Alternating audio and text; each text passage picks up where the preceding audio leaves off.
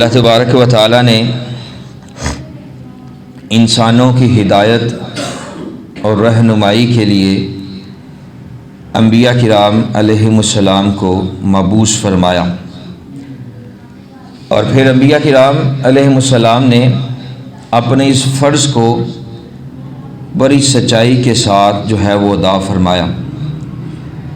گروہ انبیاء کرام علیہم السلام کے آخری نبی حضرت محمد مصطفیٰ صلی اللہ علیہ وآلہ وسلم ہیں۔ آپ صلی اللہ علیہ وآلہ وسلم محبوب خدا ہے، سیدہ آمینہ رضی اللہ عنہا کے لال ہیں، سیدنا عبداللہ رضی اللہ عنہ کی آنکھوں کے ٹھنڈک ہیں، اور آپ صلی اللہ علیہ وآلہ وسلم خاتم الانبیاء صلی اللہ علیہ وآلہ وسلم ہیں۔ وجہ تخلیق کائنات ہے، شافی روز جزا ہے۔